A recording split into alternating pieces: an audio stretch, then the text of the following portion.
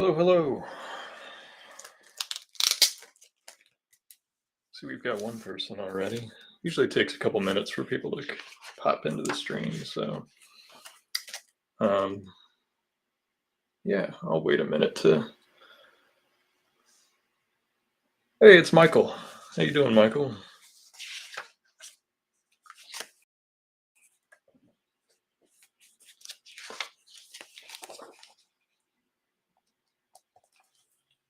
Welcome to another Wednesday evening. You working on some drawing? What are you up to?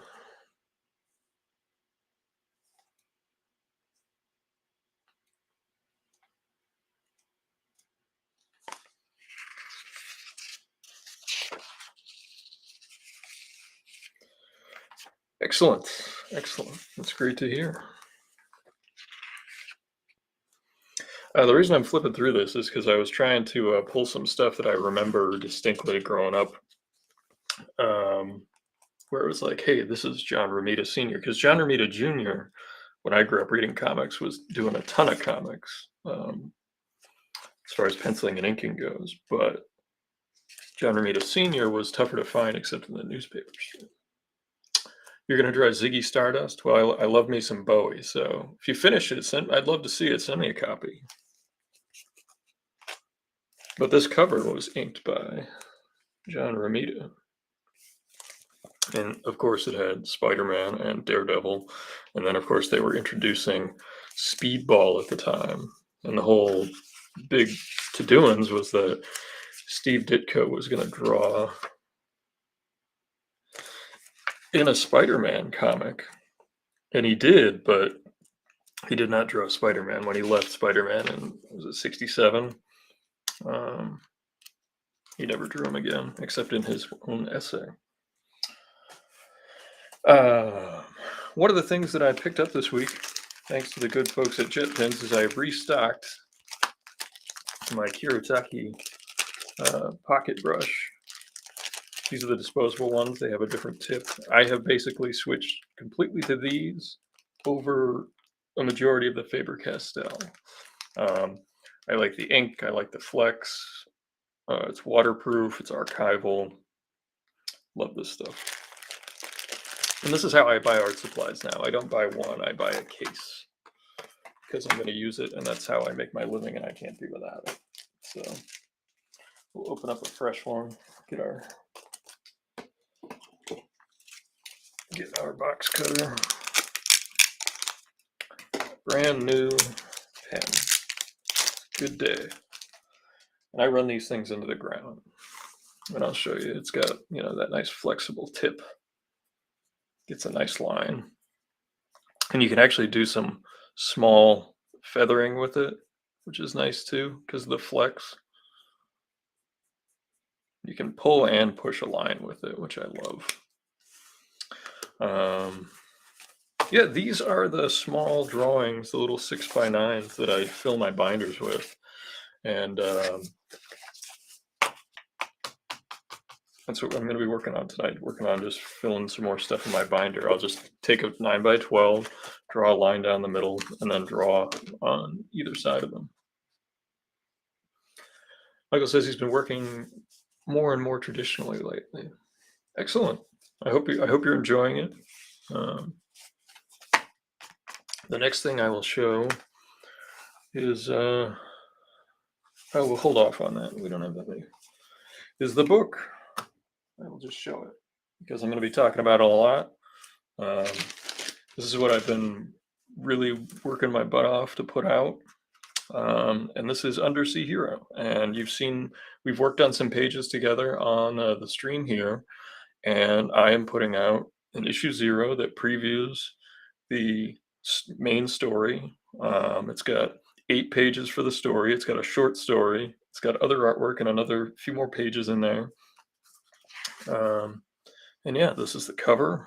We got Krakus and Undersea Hero, issue 0. And this is just on copy paper, but you'll be able to see when it's printed.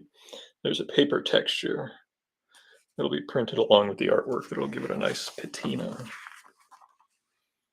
But yeah, this is what I've been working my face off along with a variant cover that I can't mention because they have not given it the final go. So, but yeah, this is what I've been working on. I'm not going to show the next page, but then the center has a nice pull-out poster in the book. Of course, you've seen this. This will be right where the staples are, so you can actually take this out and hang it up if you want to. But yeah, and then we have the short story.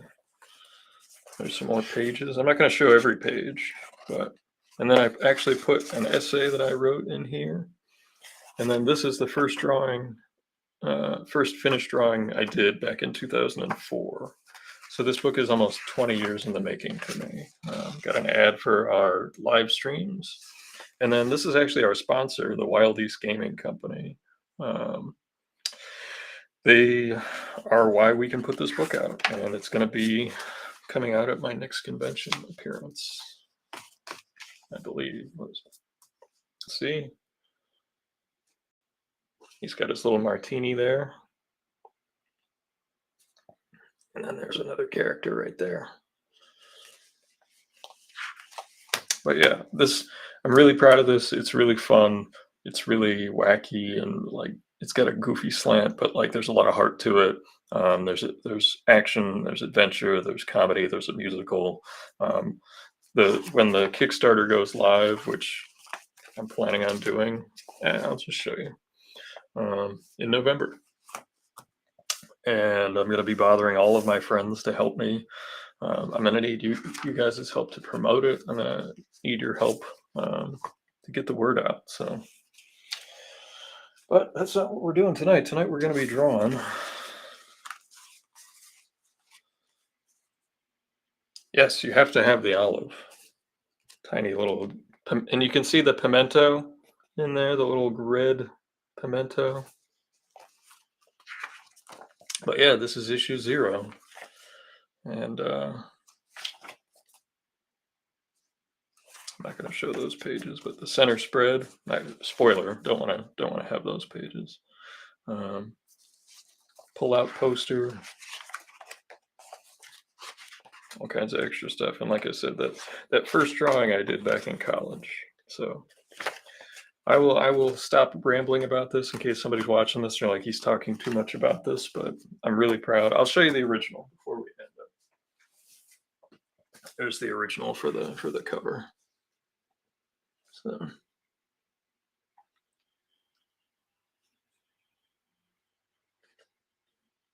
that's the original artwork on. Mostly done with Kuretake brush pen and pocket brush.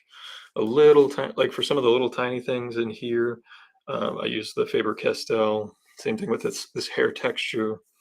But yeah, you can see pages, pages, pages. But yeah, that's coming, and I'm gonna need everybody's help. And then we're gonna work on some of these little sketches. Sometimes I forget where my paper is, so I just draw on random sheets.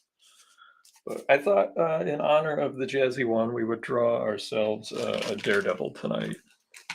And if we get done, we'll draw more. If we don't, well, that's just how it is. There's a Wolverine and a half-finished Red Sonja.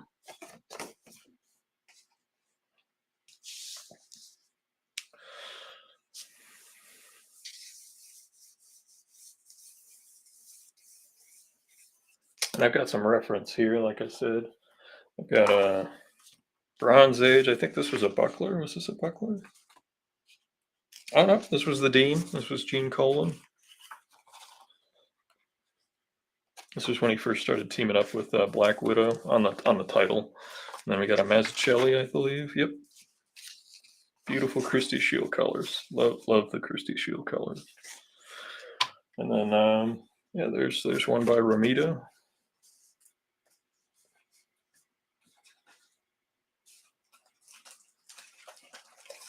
And then, like we were talking about earlier, there's another Romita Daredevil right there. So, and please, if my audio gets weird like it did last weekend, tell me. I'm not on Wi-Fi. I'm hardwired in, so it shouldn't but you never know.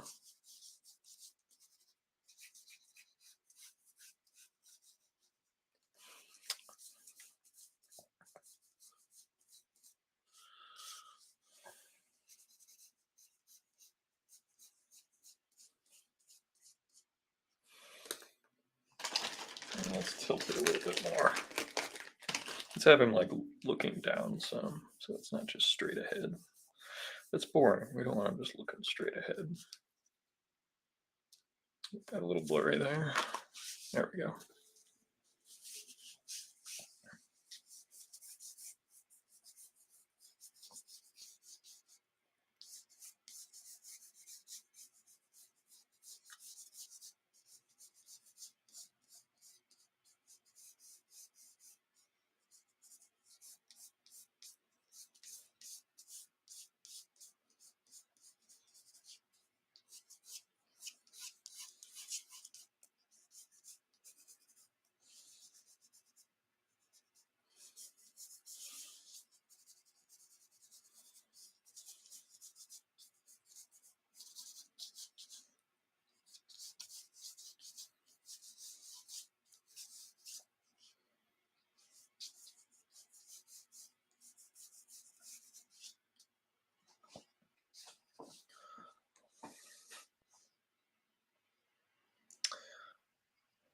Douglas says, I'm late. RIP wishlist Sal Buscema.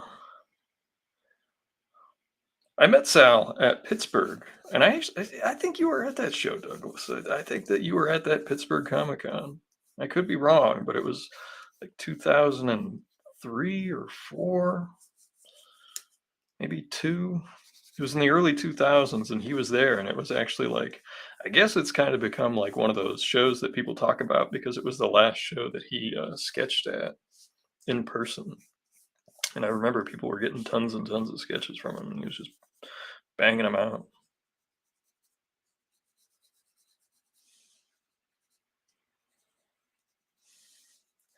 I did not get a sketch from him because I was, broke.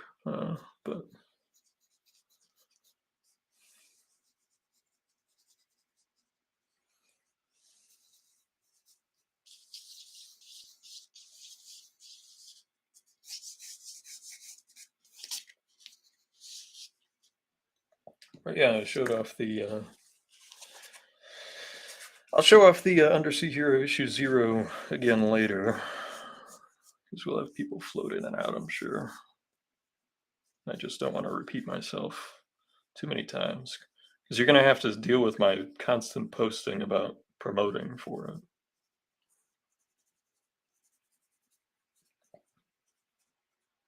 But for this one, there's not a Kickstarter for the issue 0.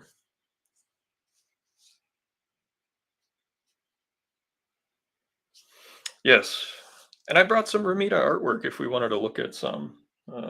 Not originals, obviously, but just comic books. One of the lesser known ones that he did was the cover to the first appearance of Galit for Conan.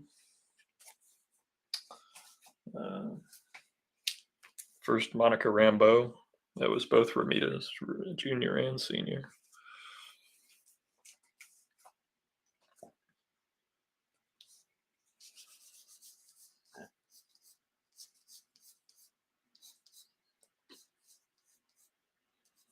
Not too many guys left for the Silver Ages.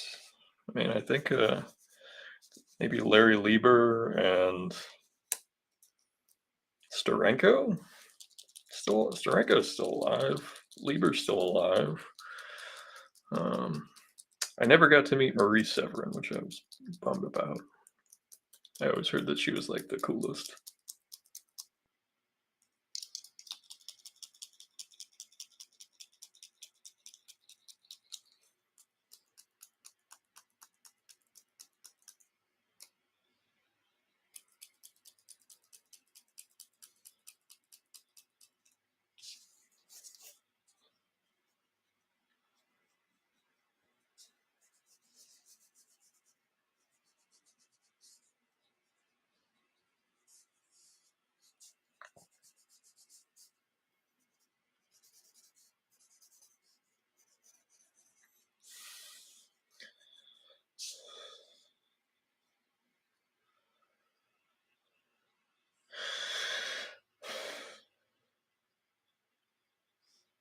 Doug says, I have the first Monica as well. That was a fun issue as a kid. It came just as I begun to appreciate women being drawn in bikinis.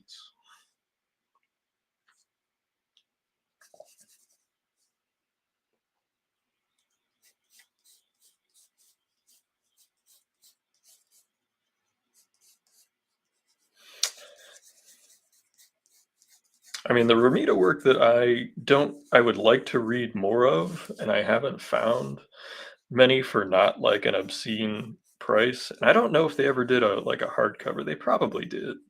Is the romance books. I only have a couple of them that he had done. I've actually read more of his like golden age, early stuff and like his westerns. Like he did a fair number of westerns too. Um,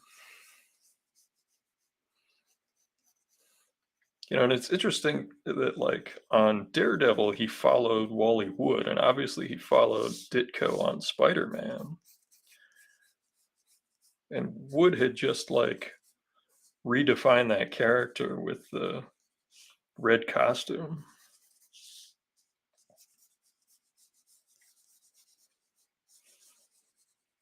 I don't know. It just seems like two daunting challenges that clearly he was up for and thrived in that stuff. I met Romita Sr. once. I've never met John Romita Jr., actually. No, I've never met him. But I've met John Romita Sr. once. It was at a store signing a million years ago for like 5 seconds. And I actually talked to him. It was one of those weird situations where um, he was walking around before the signing, and I was just looking in a dollar bin, and I didn't know there was a signing, and I just recognized him because I'd seen pictures of him in like the learning to draw book that came out in the 90s. There was a picture of him in that, and then I'd seen pictures of him in like magazines and stuff.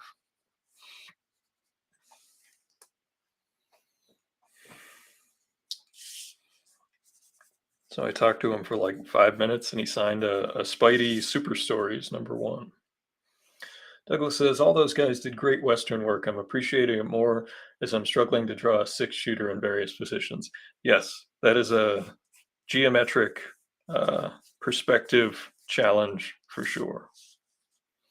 And they also had like shorthand for all that stuff. I have to imagine also that it came slightly easier to them just based on the fact that Westerns were just all of early television. Like there was just so much of it.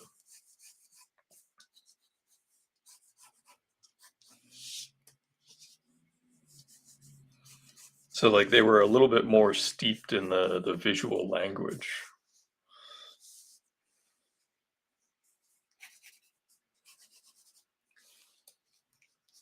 Traps are a little too big for Matt Murdock. I never want to draw. There's some characters you just don't want to draw too big.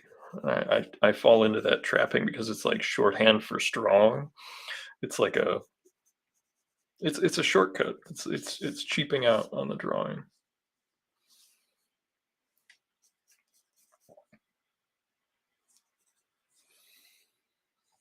And I admit that's one of my, especially if I don't know a character well, it's definitely one of my crutches, and I will fall into that trapping of like just making them too big.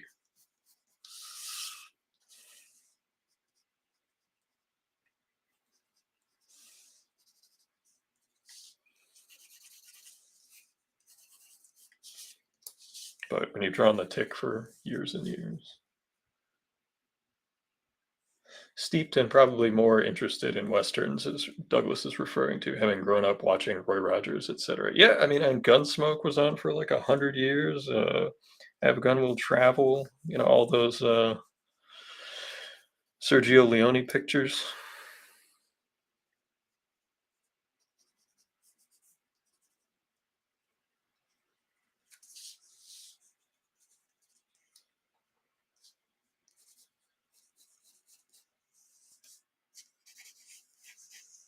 I want to add that I draw nothing like John Romita Sr., nor would I even attempt to draw like him. I mean, he just had left an indelible mark on marvel on comics, from all the merchandising art. Like I think that's one of the most underrated aspects of comic book art in general.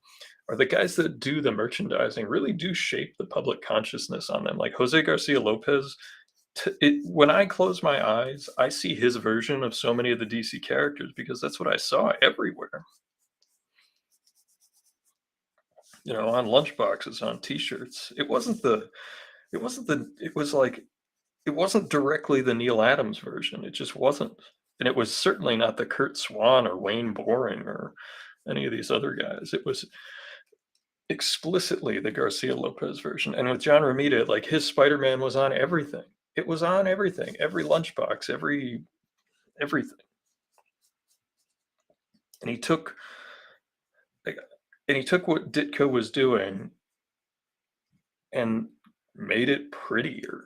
I mean, not better. I am not saying better, but it was more commercial looking. Because if you look at I love the early Ditko issues. When I look at Spider-Man issues from back then, generally those are the ones I pull. But it's clear that Romita had a slicker finish. I mean, he was a brush guy where Ditko was a pen guy. And he pretty much just used a brush to fill in the dark areas.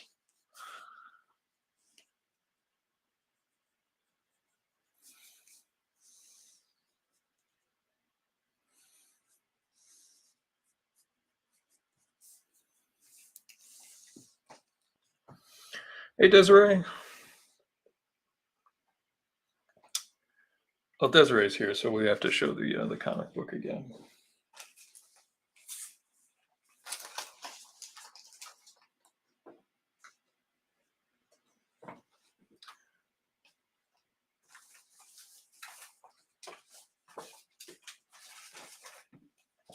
There it is. Undersea Hero issue 0. Coming to a comic convention near you.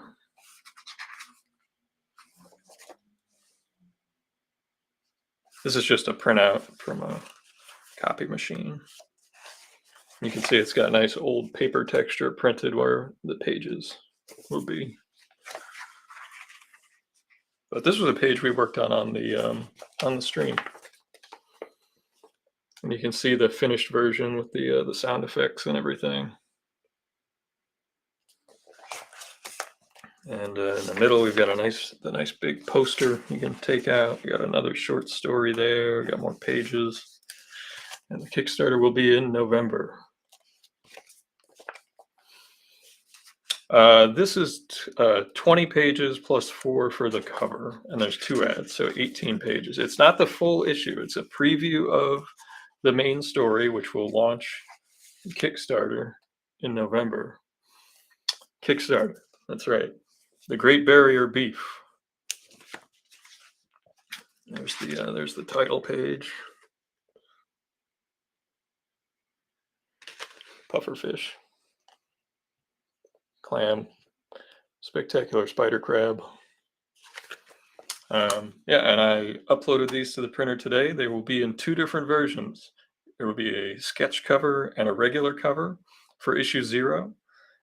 And then, it's really like, I want to show people this project, and I want everybody to help me in November to make it happen. And I know everyone in the stream tonight is going to be helpful, and I am blessed that you're here and you'll check it out, or at least you'll tell people.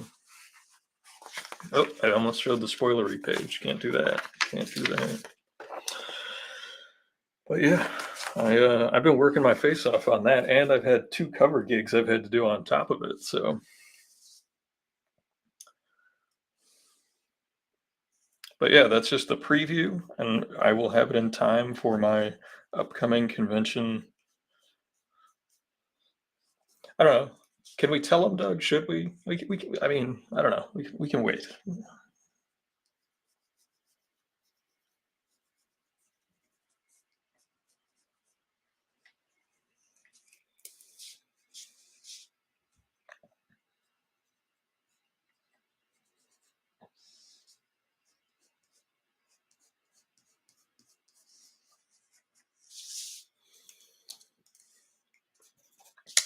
And actually, our sponsor for this is Wild East Game Company. That's Brian Bollinger's company. He pops into the thread every now and again, and they produce these all sorts of games. They've done award-winning board and card games. They've also done. He also does like model trains and stuff. But yeah, that's well. Since we've got all of our friends in here, I will have these. I sent them to the printer this morning, and they promised me. I made them promise, and I offered to pay a rush if need be. That I will have them in time for San Diego Comic-Con, and I'll be at the. I think it's listed as the Arsenic Lullaby booth. I'll have a little section there. It's just a stone's throw away from where the NEC booth used to be, and yeah, we're gonna go and we're gonna show off Undersea Hero, and we're gonna try to sell some artwork. And look, I honestly don't know if I'll ever get a chance to go back. Like, I don't know. I don't know if I'll have the money. I don't know if anybody would want me there. I don't know if I'll have a space. So I'm going, and I'm going to be enjoying the heck out of it. And this might be one of the only chances for my left coast friends to see me in person and say hi, and hopefully pick up an Undersea Hero. For the issue 0, it is a limited run. We're going to be capping it, I believe. It's either going to be 250 or 500. It just depends on. Thankfully, the printer's working with us and giving us a hell of a price on them. But yeah, I think it's probably going to be 250 for issue 0, which it's a preview.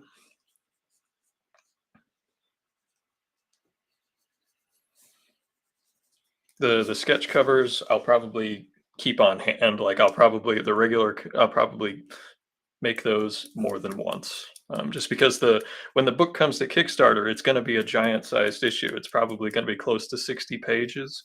So I don't want to be reprinting 60 pages just to have sketch covers. So I'd probably do future print runs of issue 0s, or do a special collection or something to be able to have sketch covers of my book that don't cost me $20 a piece.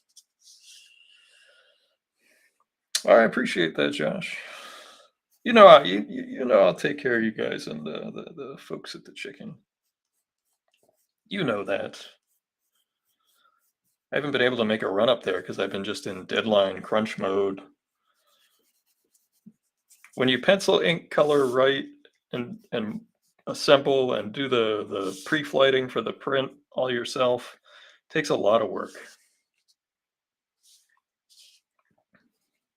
And look, I've talked to many Tick alumni about pitching in. I'm gonna bug Doug until he I'm gonna crush his spirit and wear him down until he's like, yeah, I'll draw a picture of your stupid talking squid and your undersea man. But Eli said he would pitch in. Talk to a couple other artists, and sometimes you never know. Maybe they're just being nice. I've been working on this book. I'll show you, Josh. You'll appreciate this because you like the behind the scenes, the old stuff. I wrote a little essay about the history of Undersea Hero, like its development, like how it started in college. And then this is actually a drawing that I did for a college drawing class. It was either drawing 2 or graphic design and illustration. I don't remember, but it was my sophomore year. It was 2004. And I drew this for class, and this is kind of where, and that was 19 years ago now. So this, it only took me 20 years to put it out, right? Oh, almost saw the spoiler. No going back and pausing. You're all sworn to secrecy. Hey, Kevin, excellent. I'm sorry it took so long to get to you. I'm glad it got there. Yeah, thank you, man. I hope haven't seen you in a while. I hope everything is okay. Excellent.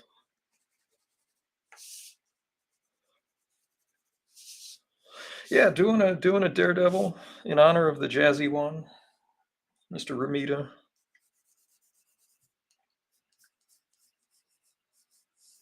I'm trying not to overdraw like I have a tendency to do. So I'm gonna pull back. Really gonna try to have like good carved out. Um,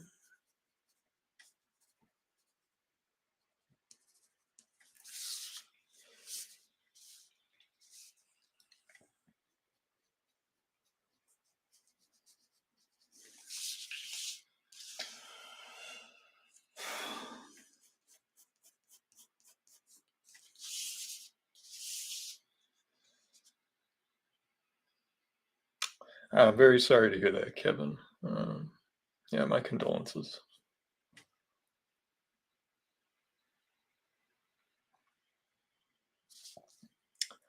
Yeah, thank you, Joshua. It's been a long road, and I've told a bunch of people about wanting to get back to it, and honestly, and I even put it on the inside cover. Uh, I put some special thanks in there.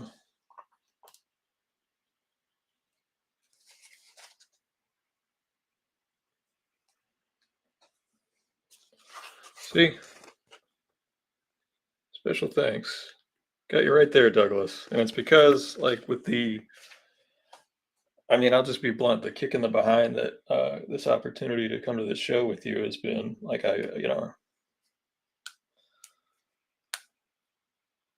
this is one piece of paper right now, but what I will do is I will cut them in half.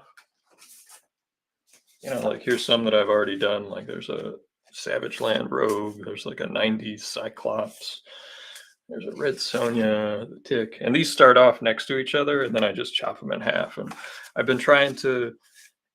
I've had to be aware of how much weight paper is when packing suitcases for a flight. And one of the things I've really been doing is actually cutting down on the size of some of my things as whenever possible.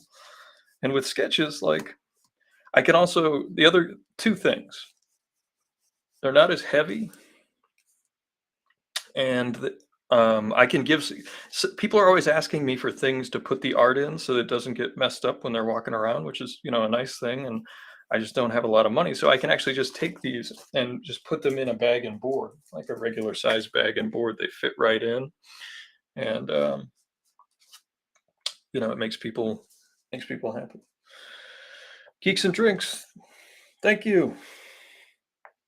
But I'll do a post tomorrow so people can check stuff out. Shane, how's it going? But that's the big book. I'll do a post tomorrow, I promise. I just didn't want to post anything. I am such a nervous person when it comes to these. Like I was annoying to the printer. I was like, you gotta promise me that I'm gonna have these for San Diego because I have two printers that I work with. One of them is like 30% more expensive, but they've hit every deadline I've ever set for them, no matter how ludicrous. Like they've turned books in a week for me. And this other company, I've worked with a couple of times. They printed the Helena books. They came out great. But I'll be honest, one time they missed a deadline. They got me like half the books I needed. I didn't have no books, but um,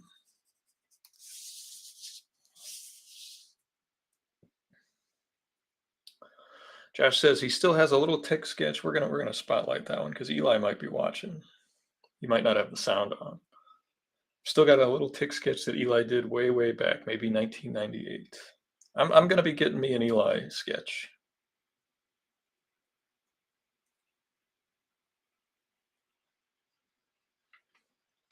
Kevin says the first couple of original art things I bought were backing board Joe Rubenstein sketch. Oh, that's cool. Yeah, and I mean, that was close to what I got. My first sketch was actually from Daryl Banks. It was a little Batman on, yeah, like a backing board. We got a pro tip from Douglas.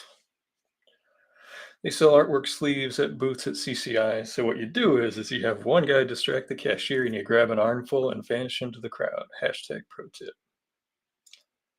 I don't know if I'm good at making a distraction, so but I'm pretty fast. I'm a pretty fast runner for In scale of, like, for comic creators, I would never say I'm an athlete. I'm not athlete fast, that's for sure. But I would say I'm comic book artist fast.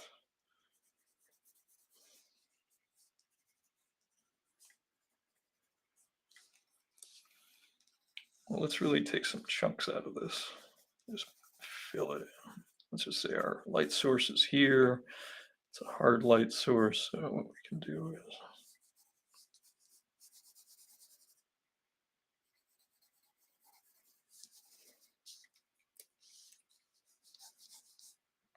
we'll do the classic negative.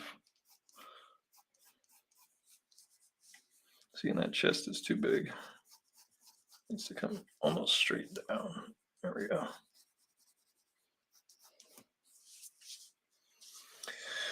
I rewatched the Richard Pryor Brewster's Millions over the last few days, like just little chunks of it at a time. I hadn't seen that movie in years. I enjoyed that. Enjoyed seeing that again. That was one of my brother's favorite movies when we were growing up.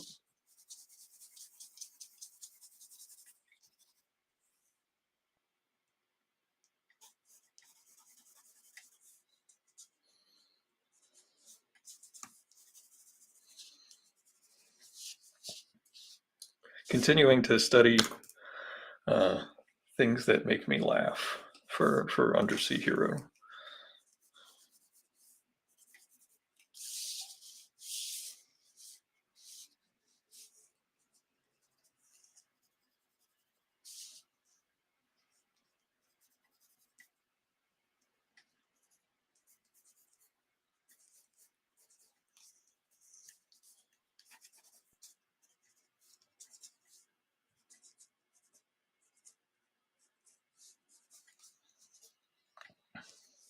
I'll definitely be picking your brain at San Diego about structure and comedy, Douglas. Definitely be picking your brain.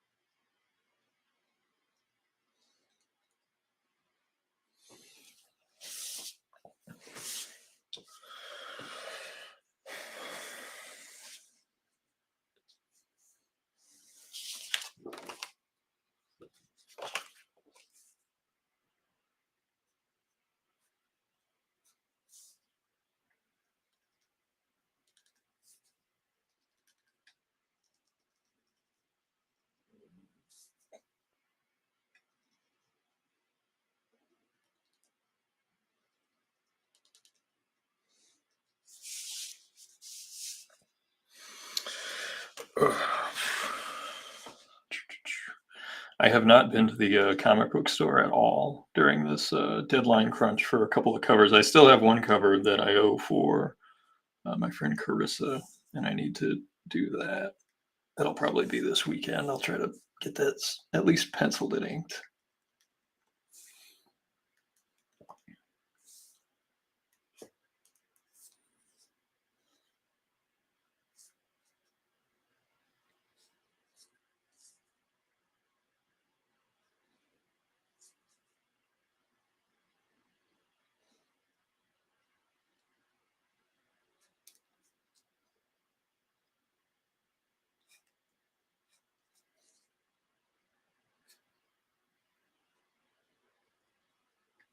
I would like to get to the comic book store this weekend to pick up that Ann Nesenti Storm book.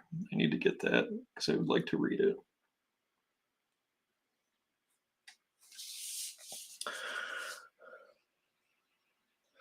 Am I listening to music while drawing? I see you're wearing headphones. No, I just have them for the stream so that I can keep track of messages. It'll tell me when it blips or whatever.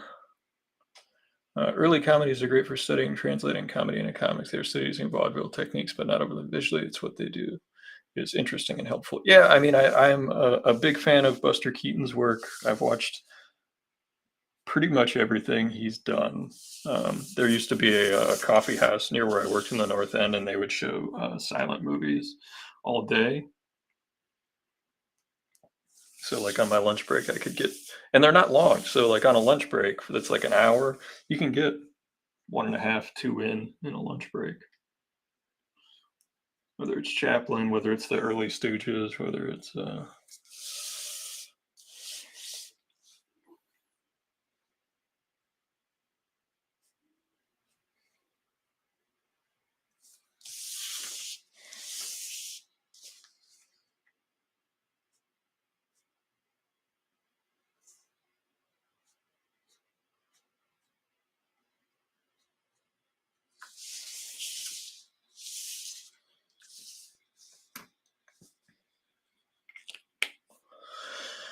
Douglas says he's been working on a vid blog on Lupe Velez and Leon Errol comedies and what to learn from them.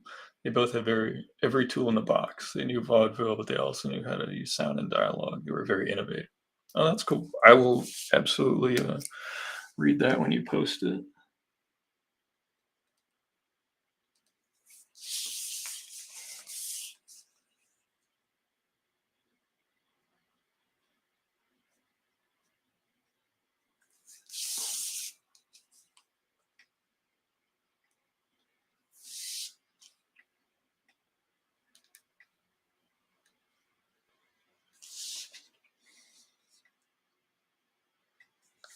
I'm sorry if my head gets in the way. And like I said last week, if the sound gets wonky again, like it did, just let me know and I'll hit the microphone reset that it lets me do.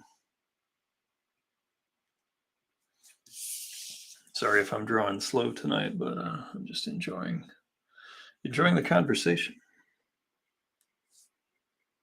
It's when you're supposed to say, "Be quiet, Ian, and draw." Your job is to draw.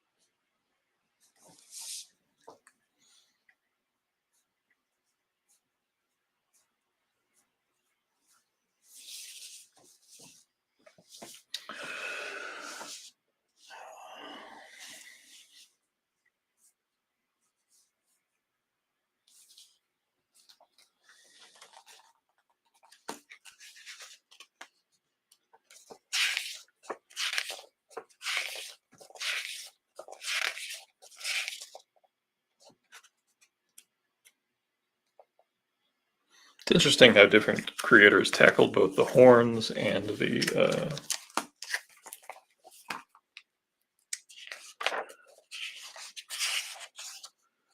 mask.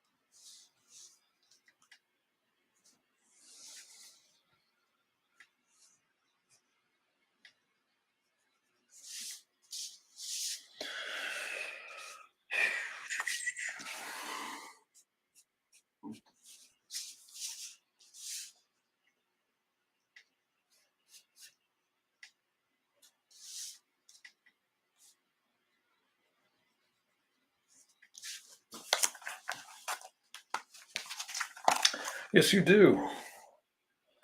You'll soon have your TMNT sketch that I owe you because it's sitting in an envelope on my desk. I have to mail that. I had to go buy more mailing supplies, but the last 3 packages that I have that people have been waiting on will be out this Saturday, which I can't tell you how excited that I am about that. I get every day when I see somebody else's stuff in my place, I'm like, just owe them stuff.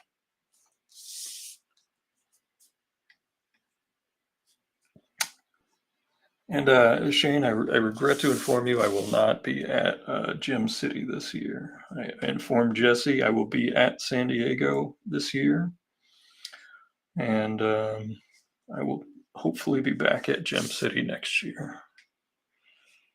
Barring any gigantic undersea hero Hollywood deal that just wanders up to the booth and they're like, "We need you to move to San Diego, and we need to give you millions of dollars," which we know isn't happening. So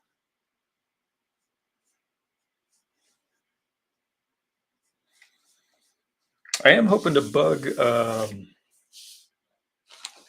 a couple more tick artists that are West Coast folks while I'm out there.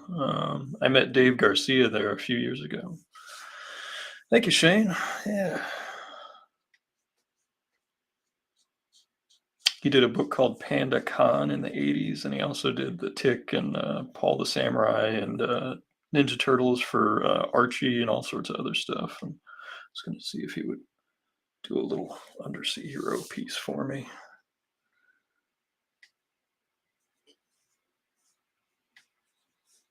Now, I think he would enjoy the talking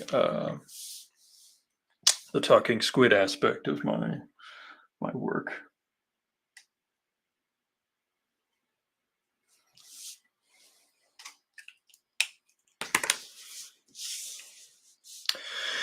Yes, sir. Throw in the Hail Mary, hoping it,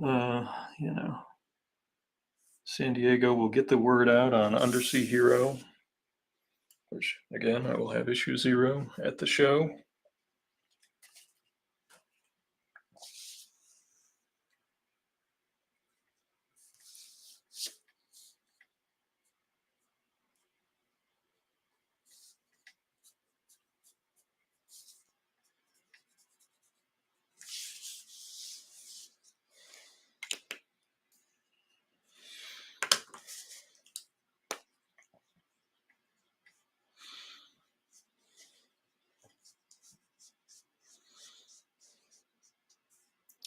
I had originally planned to do like the radar sense circle. Should we do that, or should we do like just him in the rain? I don't know. Some sort of special effect that makes people think it took way longer than it did to draw this.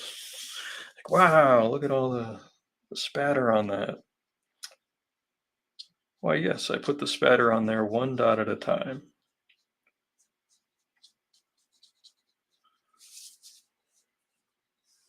Thank you, sir.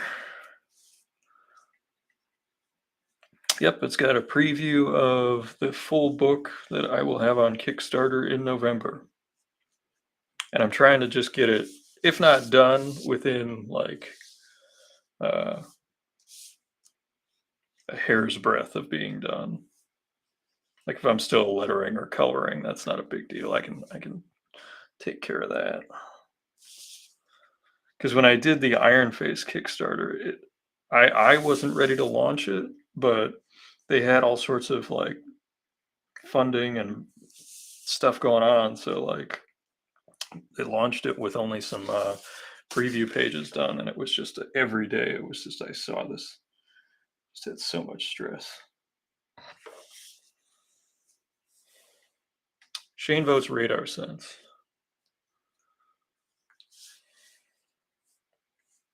Well, these are just little sketches that I do that are pretty inexpensive for people, and it's just so people can take something home that's hand drawn. Usually they're buying it because it's a character that they like, I would say, more than like, oh, I know this artist, if I'm just being honest.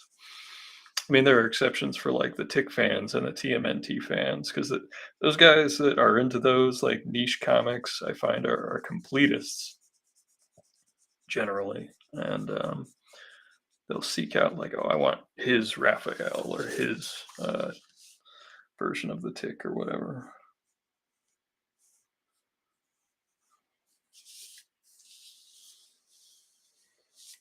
I'm just gonna get rid of that. I'm just gonna dark out that whole thing. Yeah.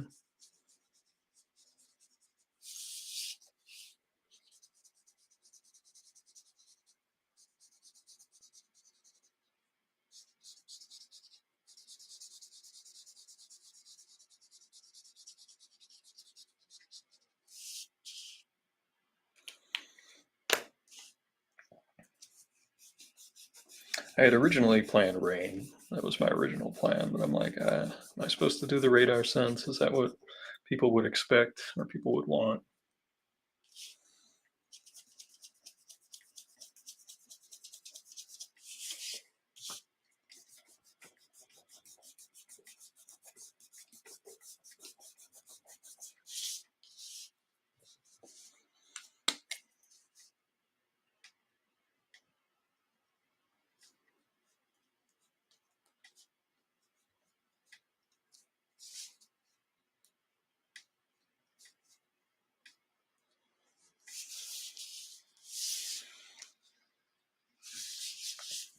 He's usually the guy you see getting beat up, so let's put a little damage on him.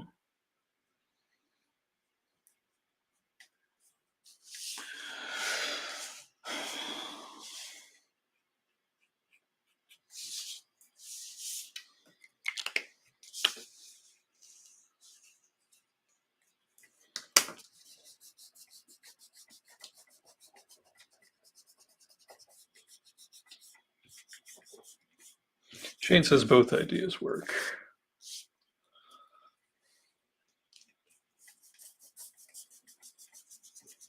Well, let's go with the rain then. Let's, like he's having a standing in the rain, the melodrama of like, I lost another fight again.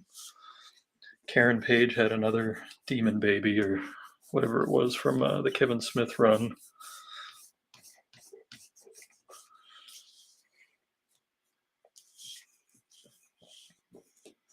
Let's see, do I have my dry brush here? I do. I haven't done my dry brush technique in a long time. Let's do that. That'll be fun. I guess we should finish the logo first, or at least the partial logo.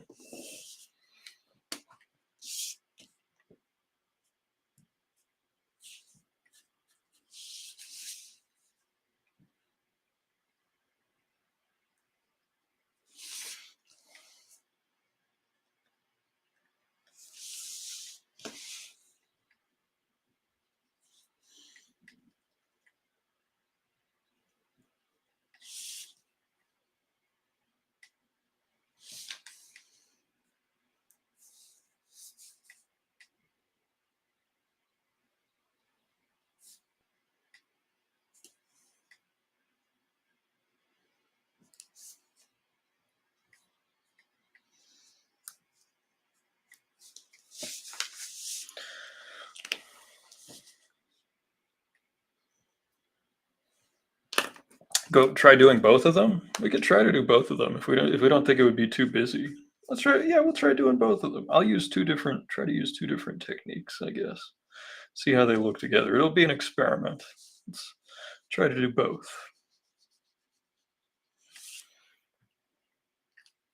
I might split these because it's going to get a little messy before we do that.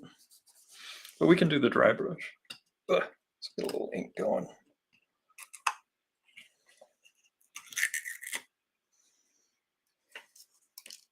This is what's called a shader. It's a watercolor brush. This is actually a cheap synthetic one. And the reason I go with a synthetic on this is because I actually want the stiffer bristles.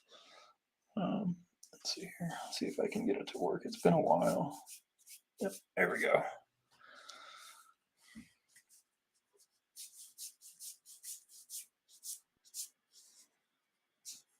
Yeah, I'm gonna have to split these. Just give me 1 second. get my ruler here.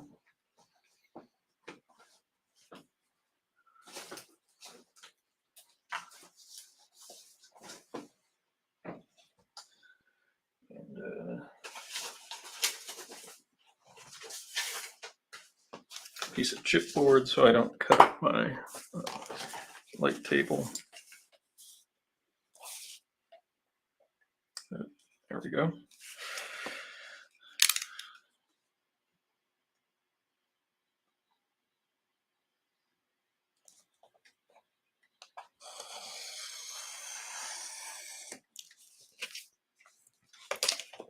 Go.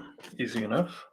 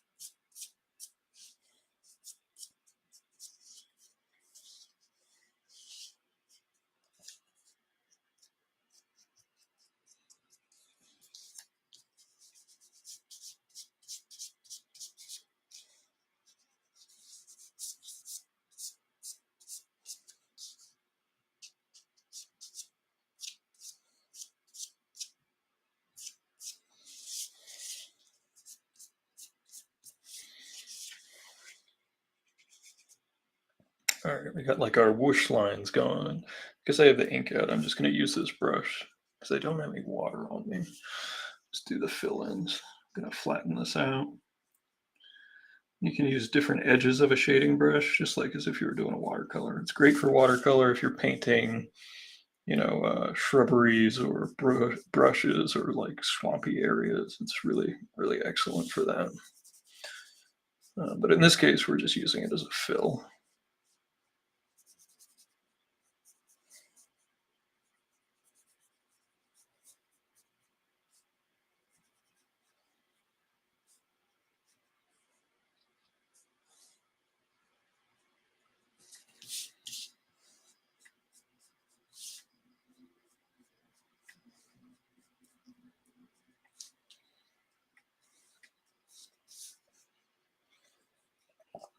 You can already see how much richer the dark areas are.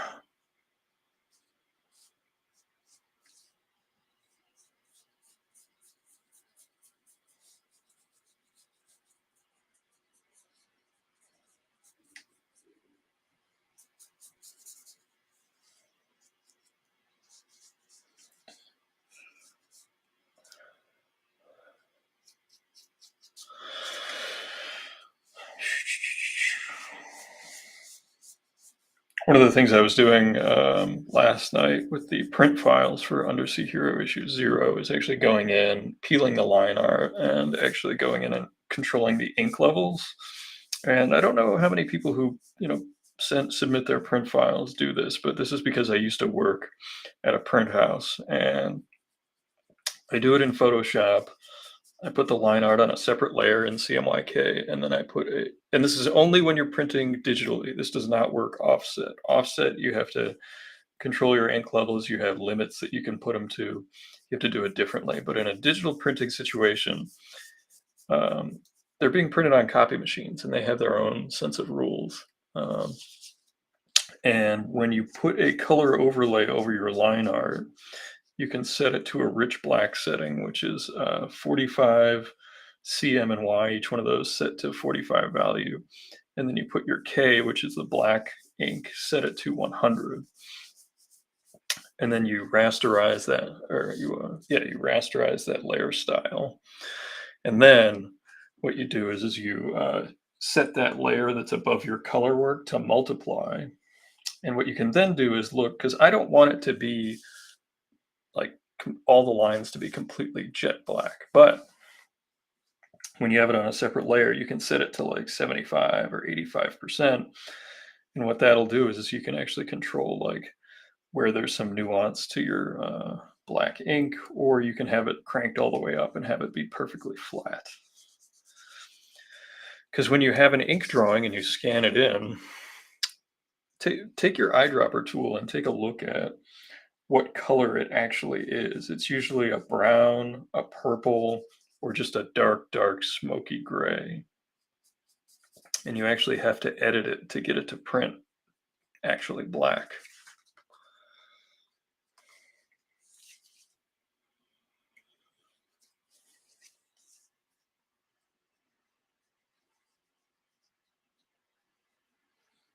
So,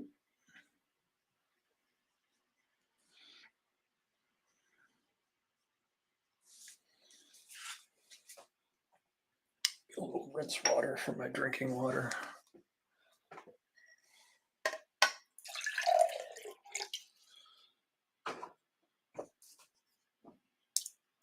There we go. And with this shader, you can do all sorts of different effects with it, which is great. And then we can go in, we can sure up some of these other lines in here.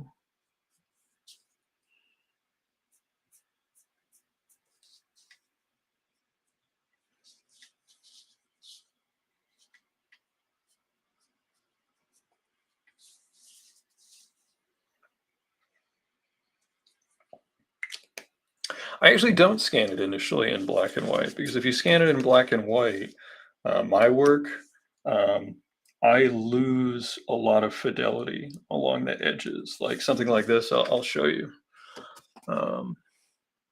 It'll turn that into a total stair step just because it's a gray.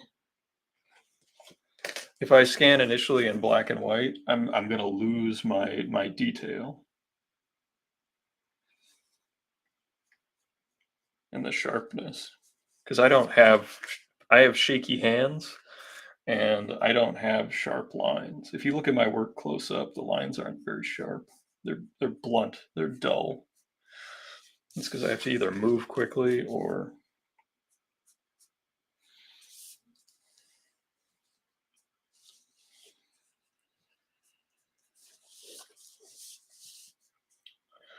let me grab.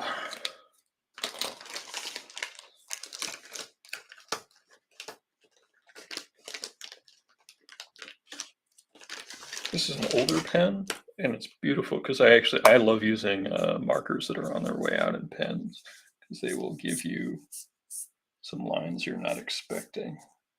I actually need sharper lines than that.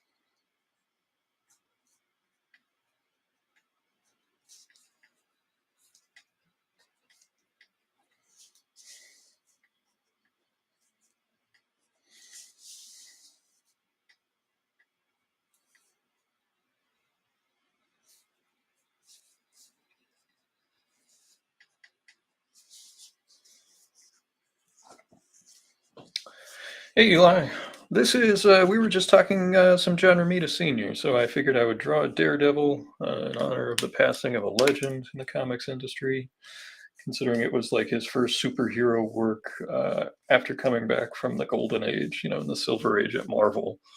Um,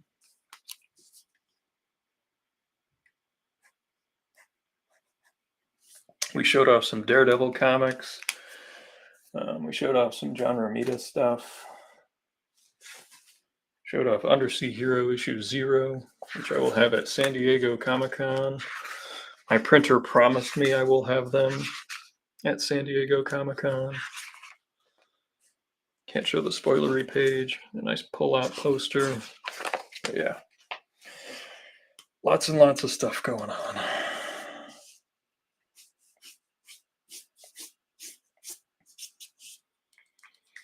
See if I have any pieces of my sponge lying around here. It looks like I do. So I don't have to dig for it. There we go. This is my sponge technique that everybody loves. Just use this to grab a little bit.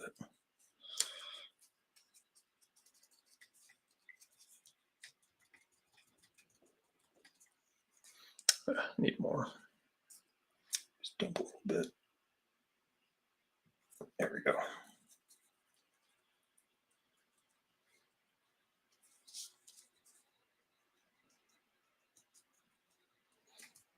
A little too much.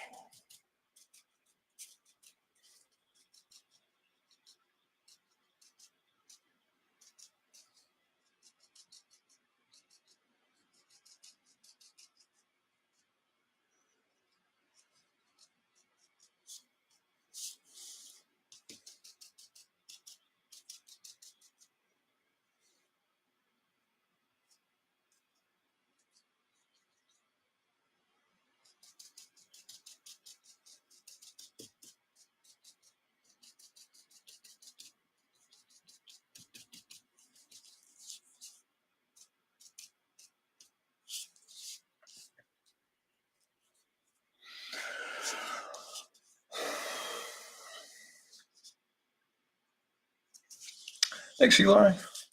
You will definitely be taken care of. I'll be bugging you about doing something for the full issue that'll be hitting Kickstarter in November.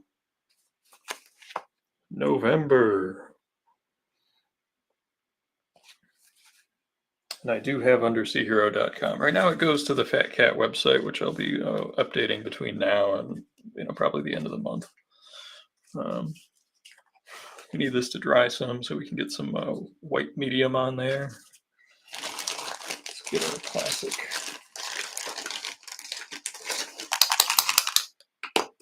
Need this to dry. Is that foam? Asked by Freely Abrigo. This is actually just a natural sponge. You can buy big hunks of it at an art supply for $1 or $2. The most expensive one I ever bought was $4, and it was like the size of my hand, and I had it for like 5 years. And I use it for all sorts of different special effects. It's great for smoke. It's great for clouds. I basically use it as anywhere where you probably saw Kirby crackle. I've tried to use it. It doesn't work great on water. That's the one thing I've found, or at least I don't like the results I've gotten on water. That doesn't mean it's not impossible to get good water effects. I just don't. I have not achieved that.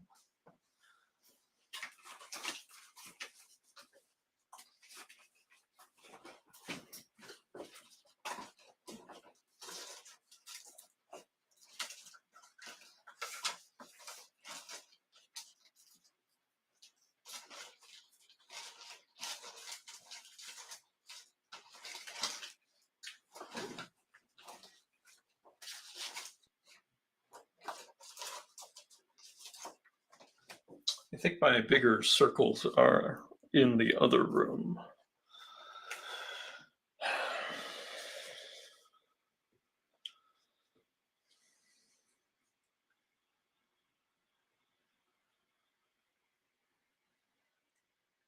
Oh yeah, help yourself. I learned it in painting class, so it's not top secret or anything.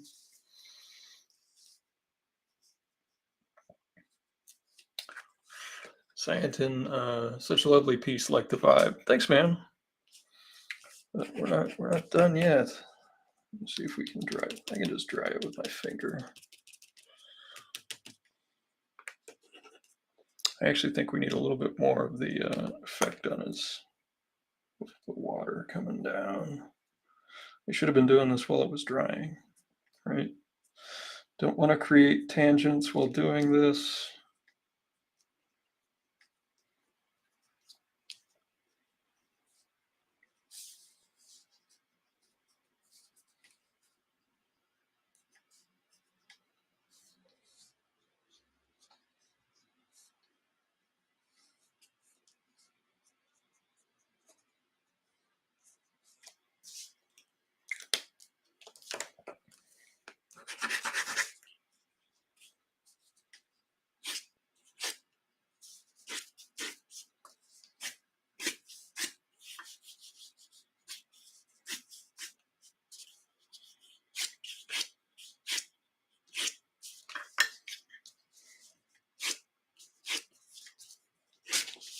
Oops, hand got caught.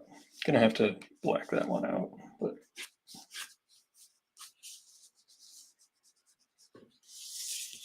flip it over.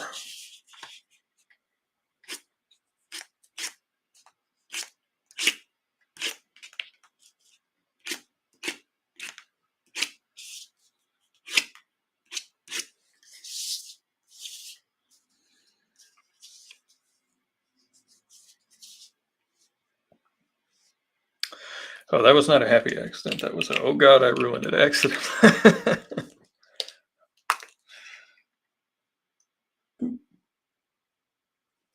Yeah, that's the beauty of working in just black and white.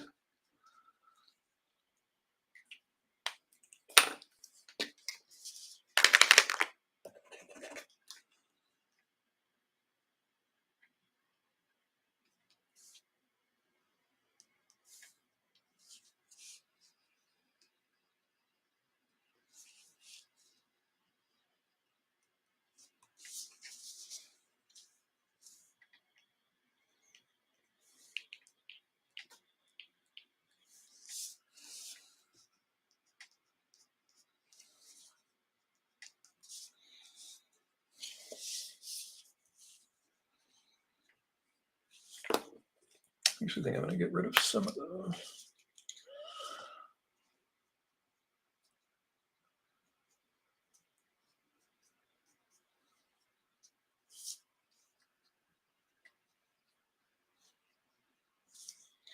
Thanks.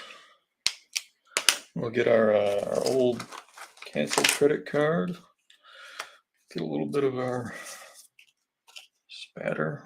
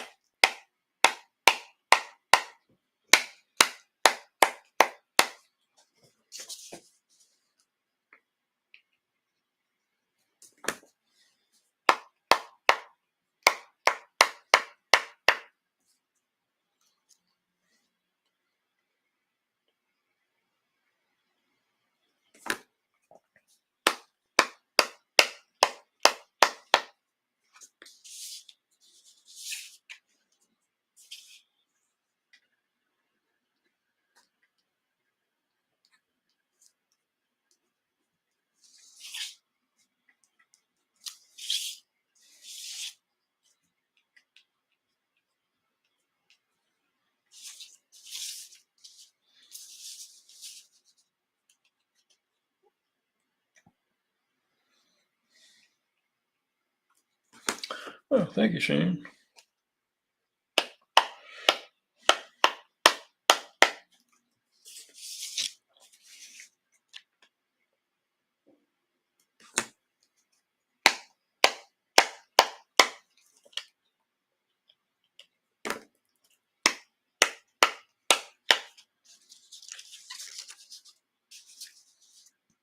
I recommend Starbucks gift cards, they're a little more they've got a little more stiffness to it. Um, I like those quite a bit. I think those are my favorite. There are certain gift cards that have just like a little bit more effect to it. Well, do we still want to do the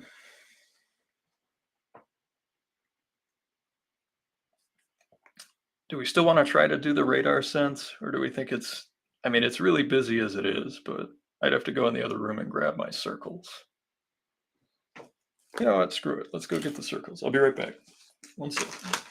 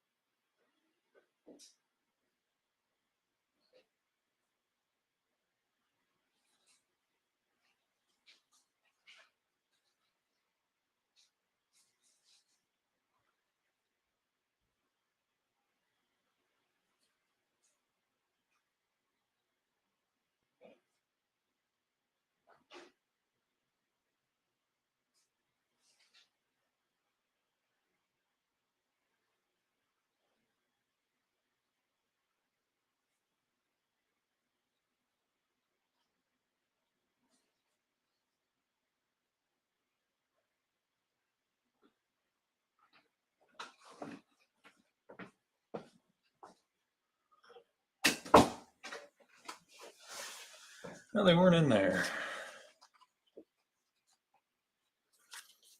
Let's see what we can work with. Let's try to find something.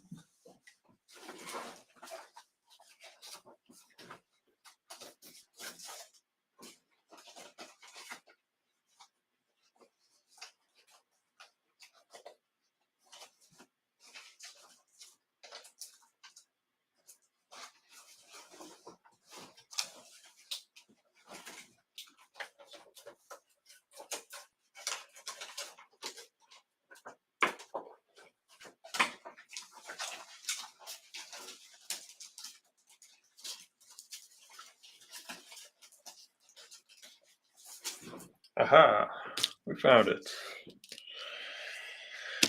All right, these are my two different circle templates, and this is, these are obviously the smaller ones. And in order to make this look right, we're actually going to have to get out the pencil again. So what we will do is get our ruler. I'm going to use that white dot as the center point. Just use the plain pencil so that I can draw a line right there. And then we need another one right here.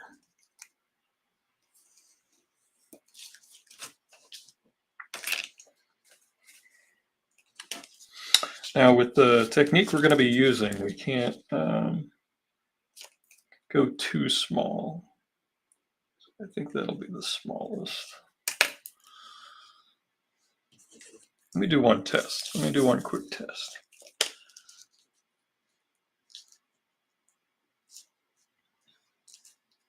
Let's go here.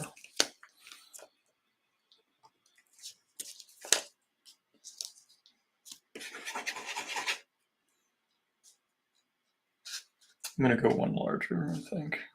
Yeah.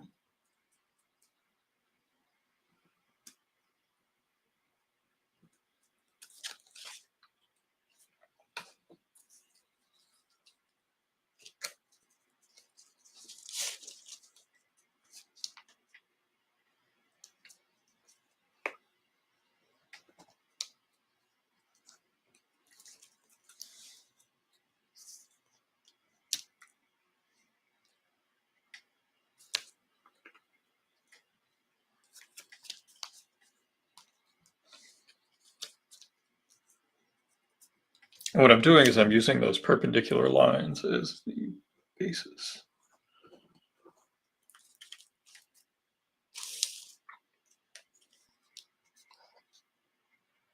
So that my circles remain centered.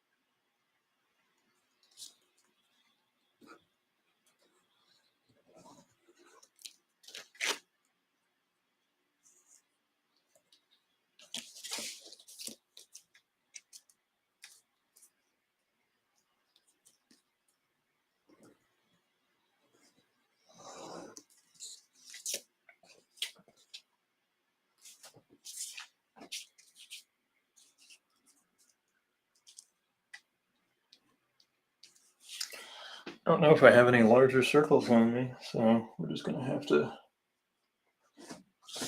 take a stab at it.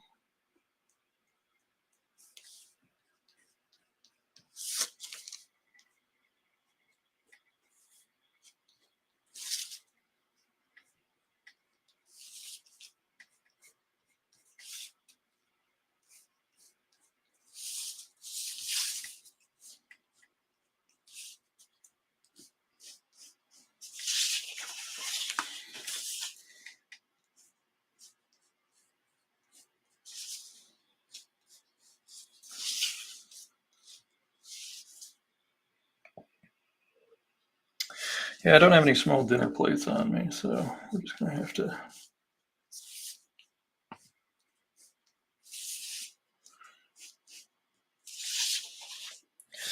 wing it.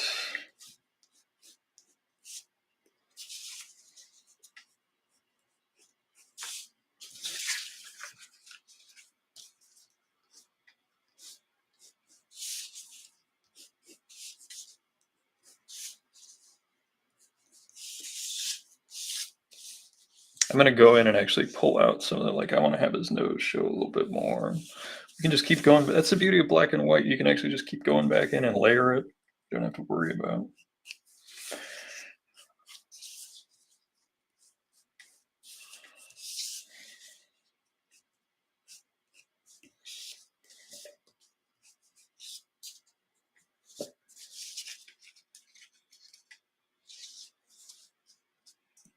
Oh no, I cannot do the paper spinning technique. I am far too uncoordinated for that.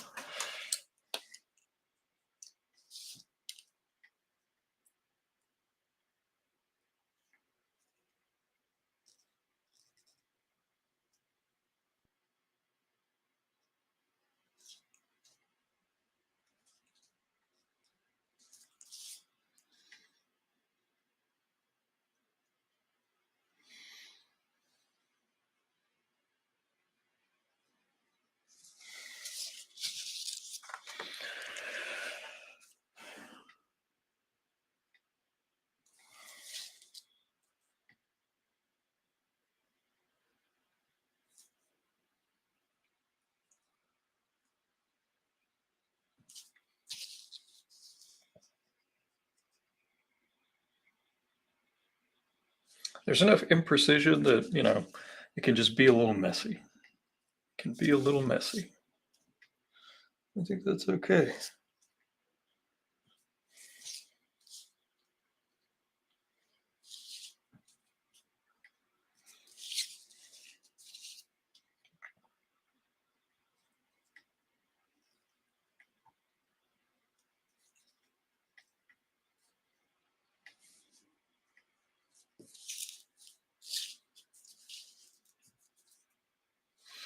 Well, I think we're pretty well. I think we got this one pretty well done. I mean, it's cooked. It's fully cooked, I would say. It's got all the noise on it anybody could ever ask for. And see, I guess that's the funny thing. Like for a Daredevil piece, it's noisy. There's like a chaotic element to it, which is kind of nice. Let's get rid of that pencil line. Not that anyone would notice with that much schmutz all over the place. But yeah, I think that one's done. And these I put in my binder. They usually have like $40 on them or so, and that's what I sell them for. It shows. I even, for once, left room to write my silly little name in it.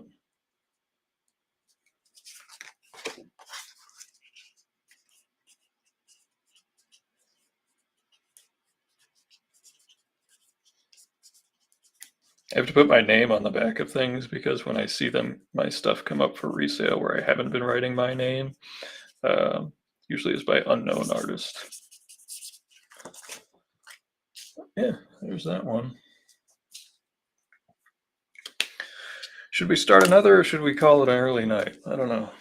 I can keep rambling about Undersea Hero issue 0. Ah, here it is. Here's another good one, the AAA card. I don't know if anyone else is a AAA member. These are good for the spatter. It's a little thicker. It's got a little more flick to it.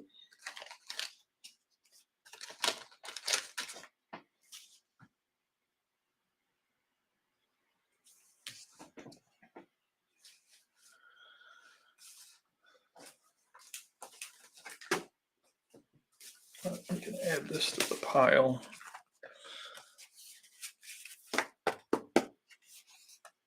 Till 10? All right.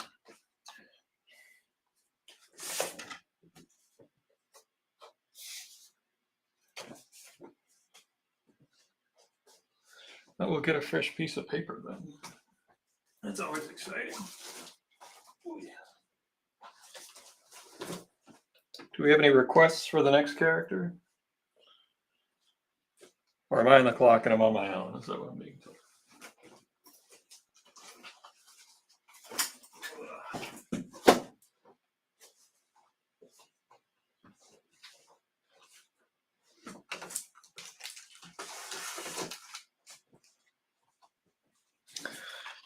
Get some fresh paper. There we go.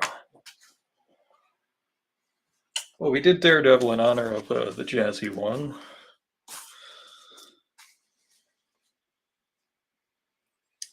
Thanks, Zachary. Michael says he finished the pencils of his drawing. Excellent. Michael's drawing a Ziggy Stardust. He told me he'd send it to me, so I'm a Bowie fan, so I'm looking forward to that.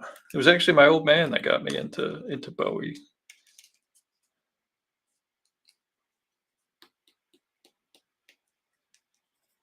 6 inches.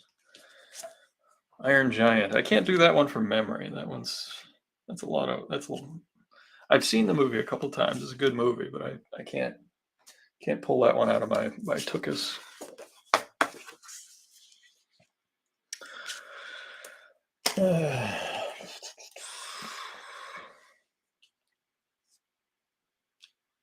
Mike says he's not sure if he'll ink it tonight or tomorrow. Well, whatever works for you. They told me to stay on the clock, so.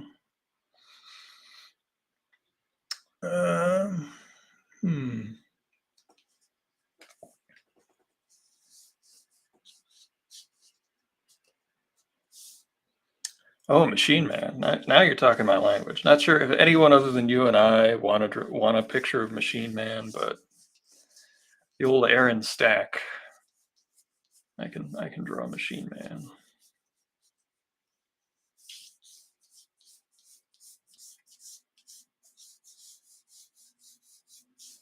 From the 2001 comics.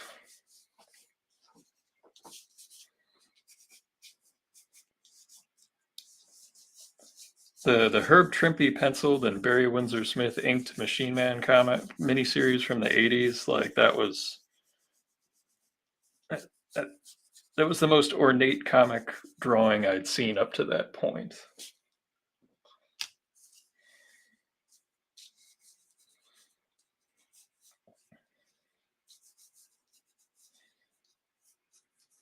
Let's get some cool wires coming in and out of them. You know, let's have some fun with it. And did you ever read Earth X? Anyone out there? Jim Kruger wrote it, and it was drawn by Jean-Paul Leon. And yeah, Machine Man's on the moon, like, and is the kind of like the recorder of all events.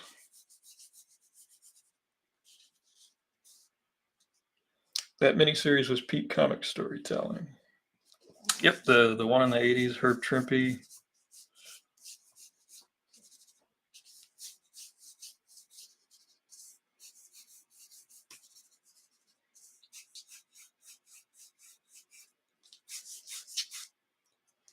I even like it's funny, like some of the old Machine Man comics.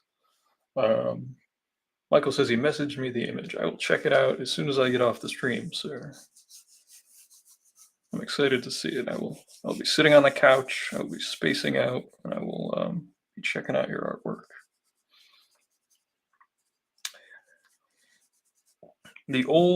Let's do some cool lighting too. Let's try to get like some double lighting. Because we got this cool metallic thing going on here. Let's have this side be pretty dark, but then you can have like a glowing eye. See what you did, Douglas? You pulled a character I like, and now you're gonna get like the most overly detailed $40 drawing anyone's ever seen that I will be happy to keep if no one wants this machine man.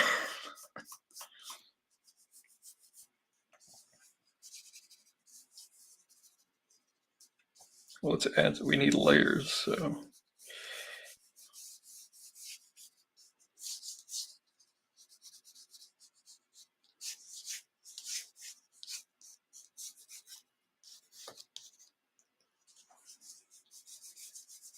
Even those old Ditko ones with written by uh, Tom DeFalco, I enjoyed. I'm gonna pull up a picture for just my own, so that people know who we're talking about.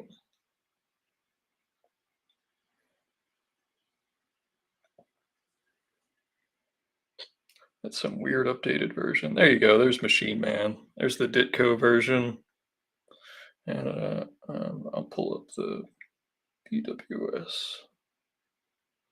There you go. I mean, come on, that miniseries was just amazing.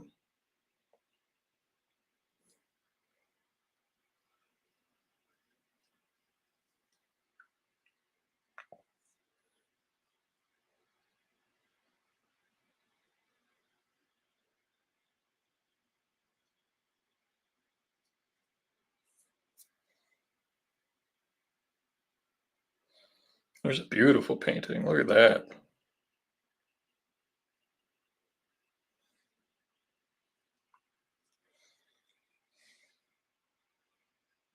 Oh, cool. There he is fighting the Iron Man of the future.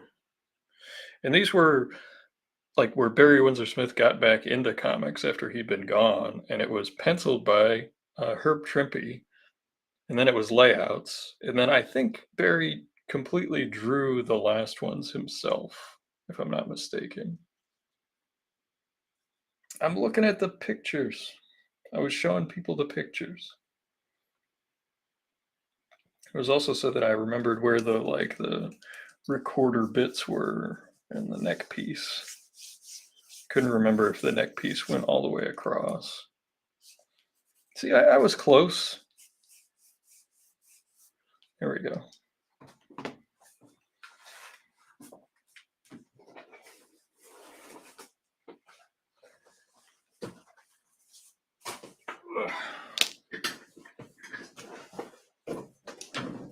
I'm gonna sit down now. I usually stand for this whole thing.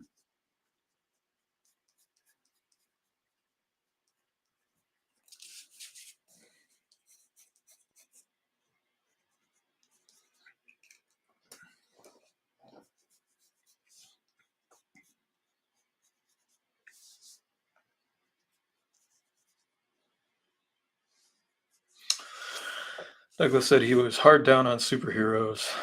Nothing but loathe. I'll put that one up. We're not part of the Marvel.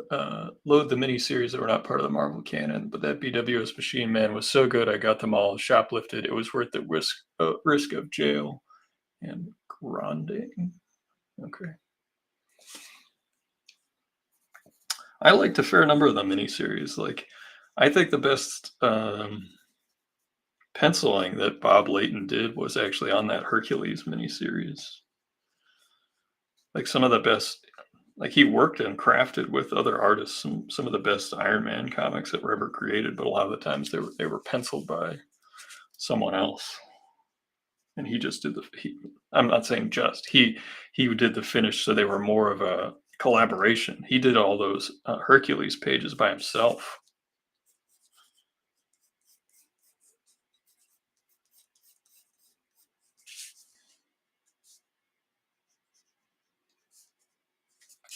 Machine Man. Never knew I'd be drawing Machine Man tonight.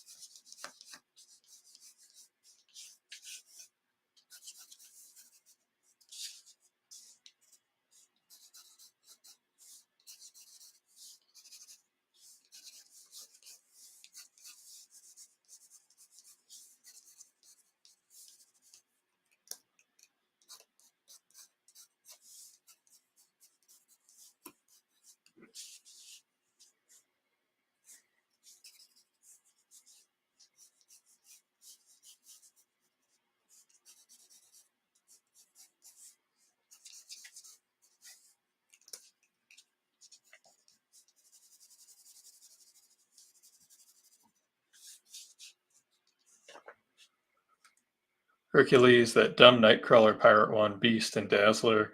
Those were all the wastes of space on the shelf. This 10-year-old me was concerned. The Beast Dazzler one, was that drawn? I know that Paul Chadwick drew some Dazzler like at the end of the regular series. Did he draw that miniseries? Because he's the guy that created Concrete, and that's a good comic. I like that comic.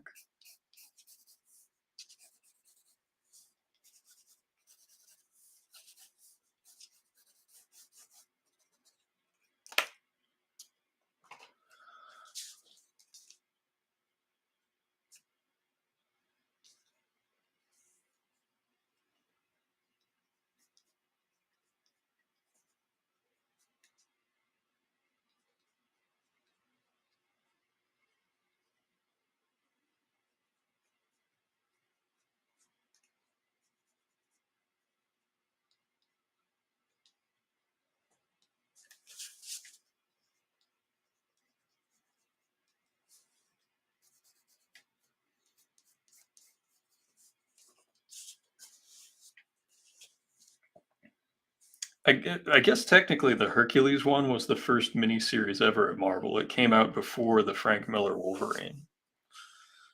I didn't know that actually until yeah, it was Bob Layton that told me that. Does that make it true? I believe him. I believe him. I'm sure. I'm sure the internet has all those dates and everything readily available for those wanting to Google it.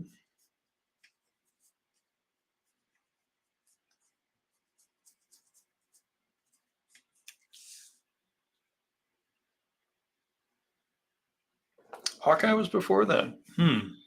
I don't know. I'm sure the internet has all the answers of uh, release dates of this miniseries. Because I thought for a long time people believed that the Wolverine one was first. Because the Hawkeye one, that was Mark Grunwald actually penciling a comic, which is interesting. Most known for being a writer.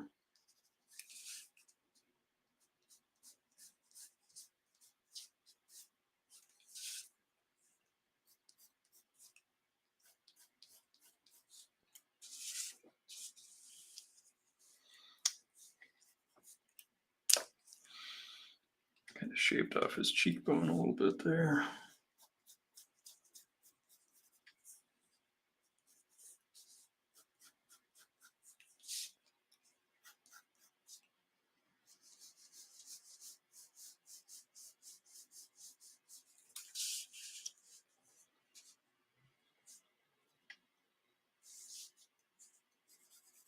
Right now, I'm just trying to get the basic shapes in and approximating the where the edges will be for when I go in and start really adding shadow and cutting into it.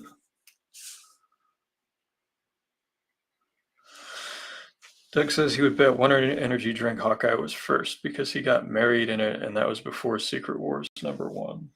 Well, let's take a look. We have the answers we want. Hawkeye miniseries, Marvel. I forgot you have to write comic. There it is.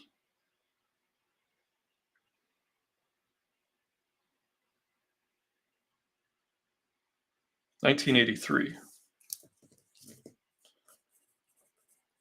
And this says on the cover it says September, but we all know that it was probably 3 months before that it was on the shelf. So what? August, July. So let's say June of 82 or 83. Let's check Hercules miniseries, Marvel. There it is. The Prince of Power miniseries. It says 1984. It looks like Douglas is right. Okay, that's a.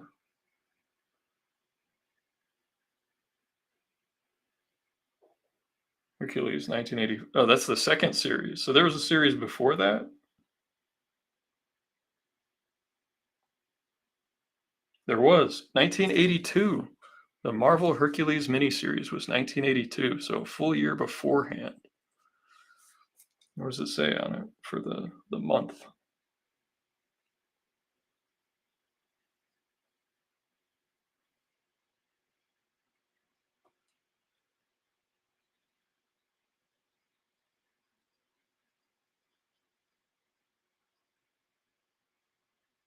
Oh, come on, my stupid fingers.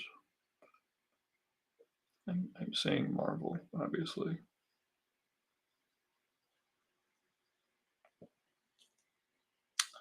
(1982) first series. There we go. Yep.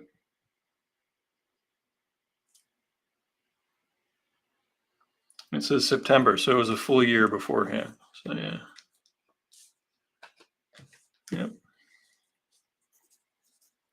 I don't drink energy drinks, so you can keep your energy drinks. Or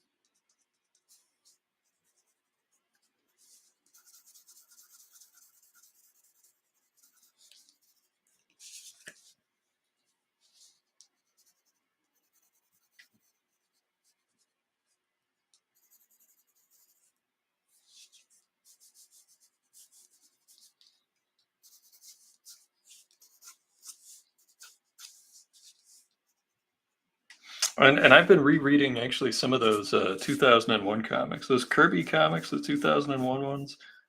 I mean, they just explode off the page. There's just he was clearly inspired by the film.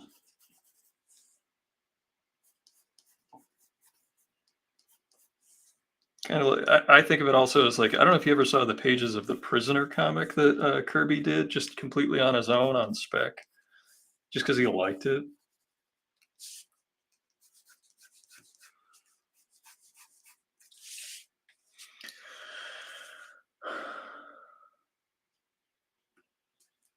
Douglas says you'll want that energy drink at CCI. No, that is what the taco truck is for. I will be making runs to that.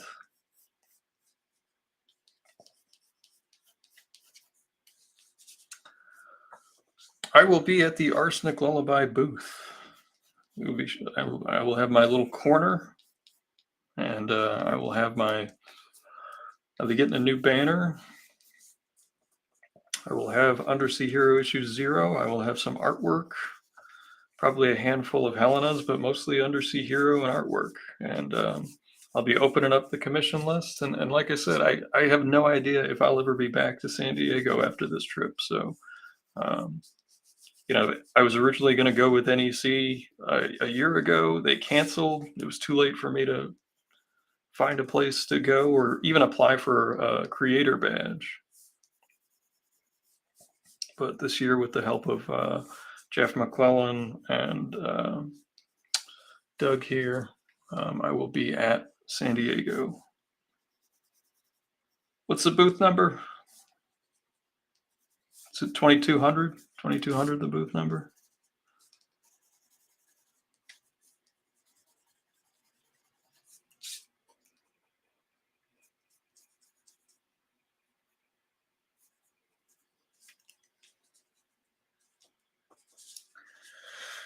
Desiree says she will have a ton of money on her.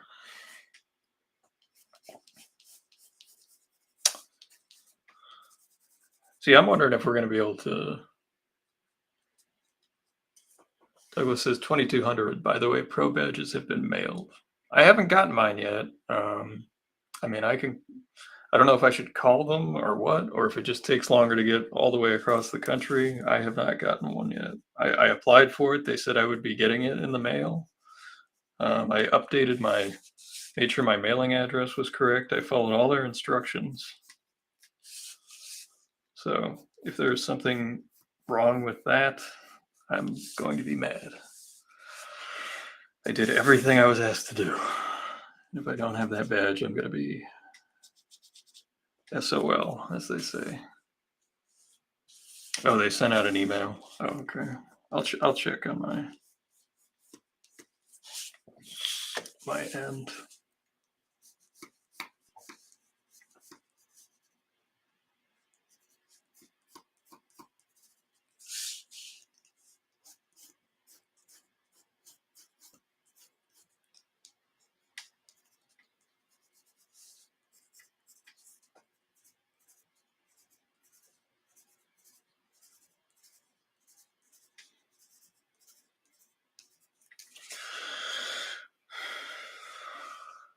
Desiree says her press badge just went out. Regular badges have also just started going out.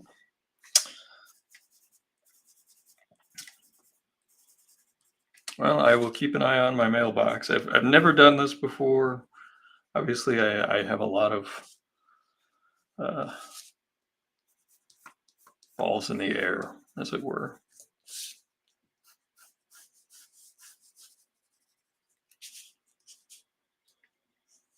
Hopefully, it shows up and everything is okay. I will breathe a sigh of relief when it shows up in the mail.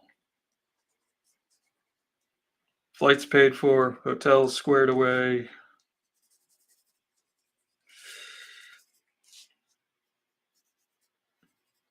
Books are now paid for and promised they'd be there on time.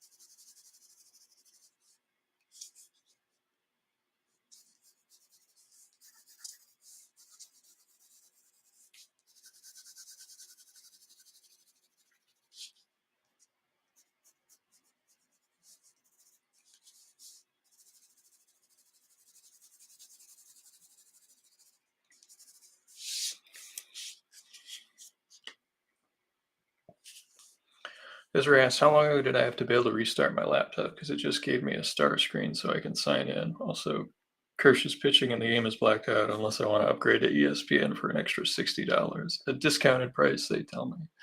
Yeah, they tend to watching. I was I've purchased these subscriptions for various things like I bought the Nessun Plus for the Bruins. They're like, oh yeah, watch every game, blah blah blah, except for the ones on ESPN Plus.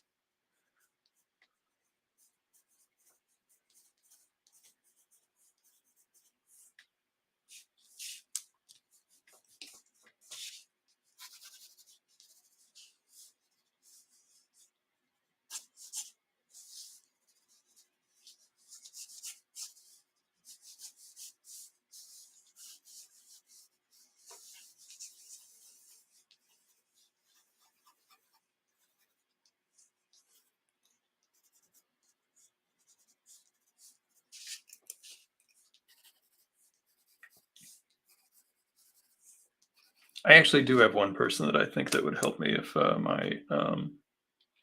was a problem with my creator badge. I do have one person that I could call.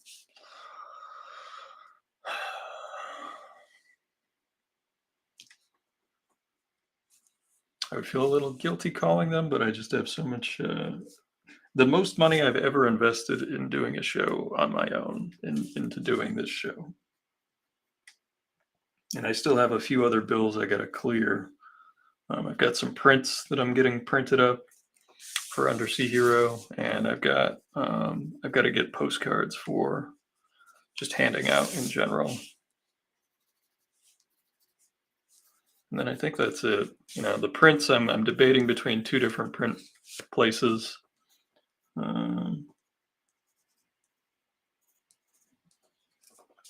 There's actually one printer that I was looking at that does waterproof prints, which I thought was kind of a neat gag for an Undersea Hero print. You could take your Undersea Hero print under the sea.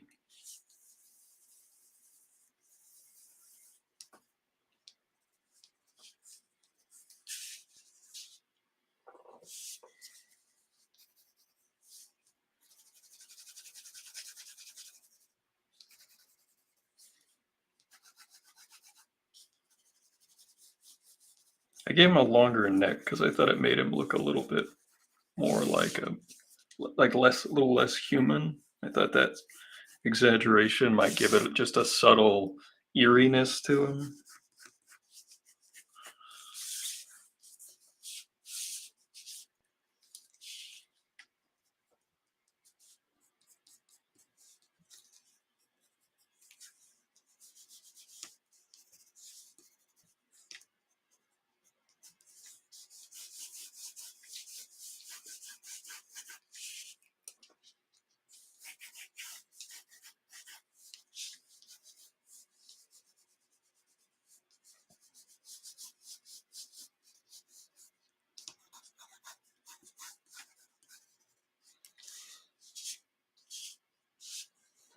I know it's a gimmick, but I think that's a pretty good gimmick for given the subject matter.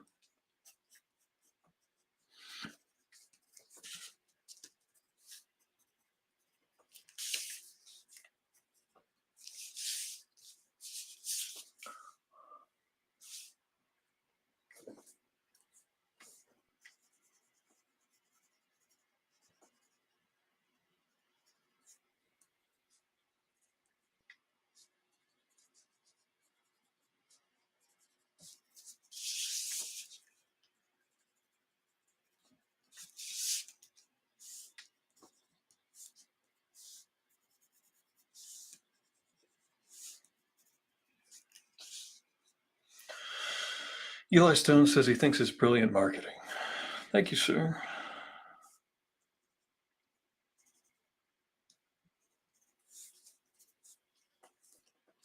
It's not a hologram cover, but you know, it's something.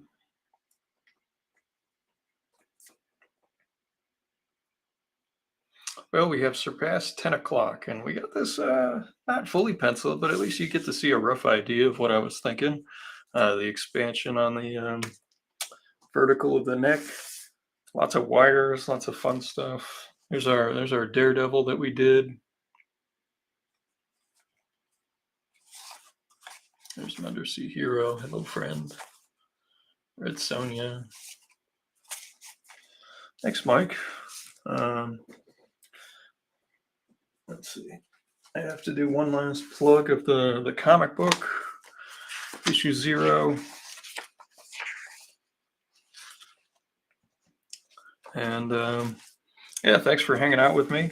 And we will be back again next week, and expect lots of posts, and any and all help sharing, commenting, liking, or anything of the sort would go a long way to getting the word out. So thank you all. I hope you all have a good night. Desiree, enjoy the rest of the Dodger game. Maybe you can catch it on the radio if they don't want to mess with the ESPN app or whatever. And everybody have a good night, and I will catch you later.